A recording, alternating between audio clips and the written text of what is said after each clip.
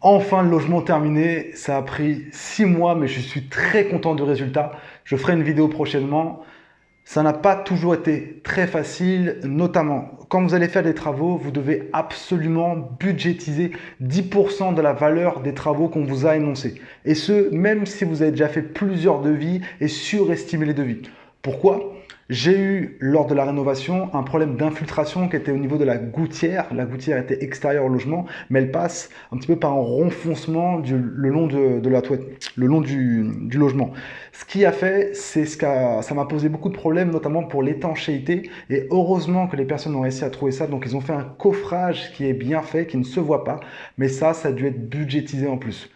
Le rendu est vraiment pas mal. Je suis assez content. Toujours faites des logements qui sont attractifs, que ça soit au niveau du confort et au niveau du prix.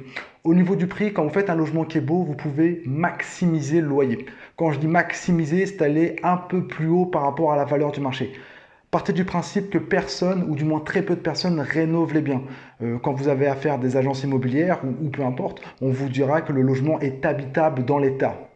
Et c'est justement dans l'état qu'on ne veut pas avoir. Pourquoi? Si vous êtes dans l'état, vous êtes comme le marché. Notre but à nous, c'est pas être dans le marché, c'est être au-dessus du marché. Pour faire justement un logement exceptionnel qui va attirer beaucoup plus de personnes. Si tu ne me connais pas, moi ça fait bientôt 3 ans que j'investis. Depuis ces 2 dernières années, j'investis dans des colocations. Et aujourd'hui, j'ai mis une casquette parce que je ne suis pas coiffé. Ok, donc on respecte ça.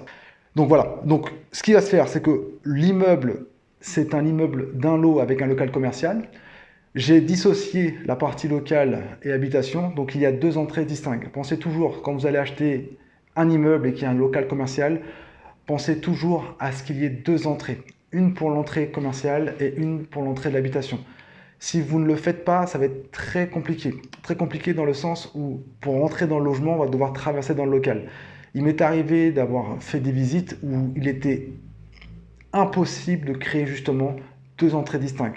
Même si c'était une superbe affaire, le prix était attractif, il était très bien placé, je n'ai pas réussi à trouver l'astuce pour pouvoir hacker ce problème-là. Donc je suis passé à autre chose.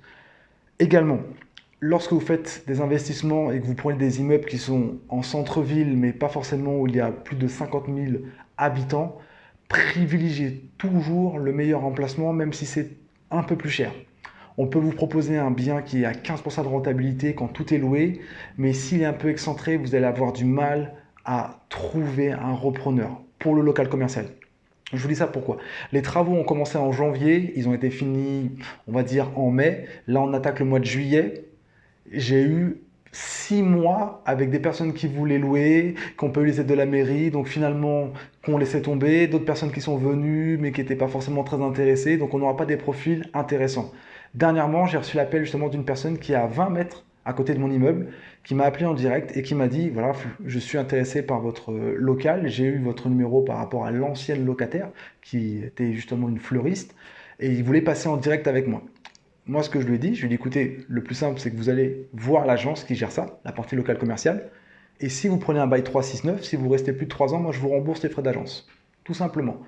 Le fait de faire ça, d'une part, c'est que vous allez sécuriser le loyer, enfin sécuriser le contrat, le bail, du fait de passer par une agence qui est beaucoup plus, hum, qui va mieux vérifier les papiers, qui va mieux vérifier les contrats pour vous.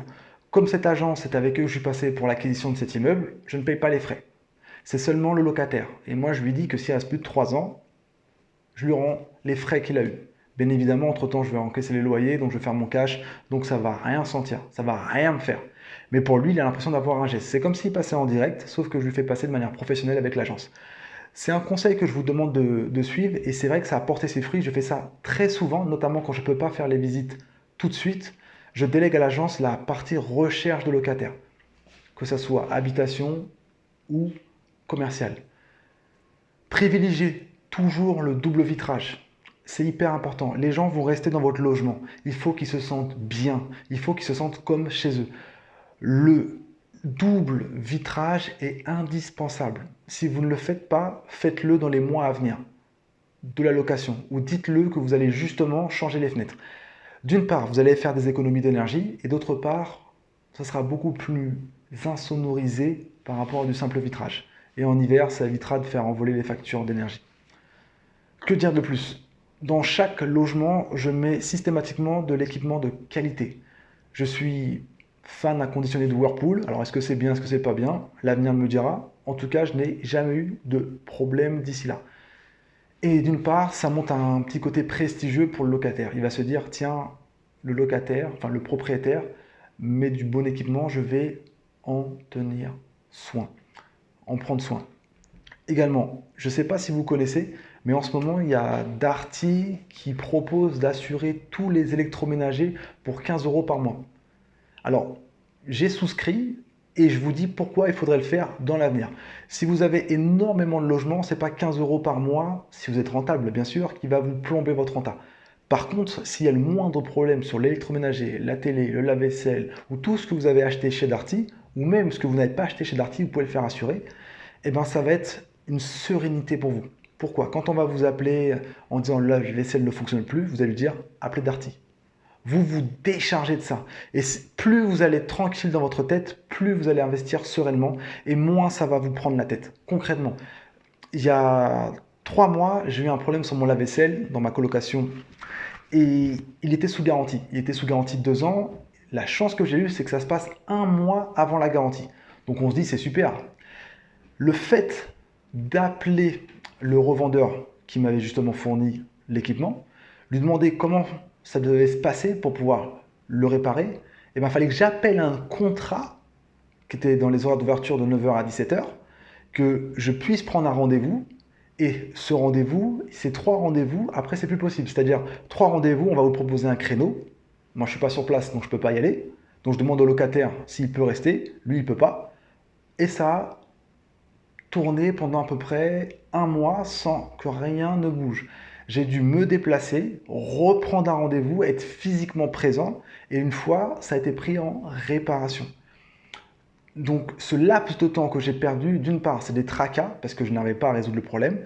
Et d'autre part, j'étais tributaire de ce que le planning du technicien était.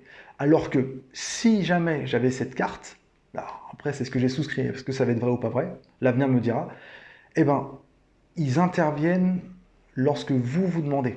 C'est-à-dire que c'est vous qui allez fixer le créneau et non le technicien qui vous impose un créneau, d'une part. D'autre part, ça peut être fait à n'importe quel moment. 24 heures sur 24, 7 jours sur 7, vous avez une hotline. Vous avez quelqu'un au bout du fil qui va vous répondre ou qui va vous rappeler. Et de ce fait, comme ça, le locataire qui est dans votre logement, eh ben vous déchargez cette partie-là. Et ce n'est pas 15 euros par mois, 180 euros à l'année qui va vous plomber. Surtout quand les garanties sont dépassées et que vous avez un maxi logement. 15 euros qui est dilué dans tous les logements, c'est fait des colocations ou des locations avec du cash flow, on est bon.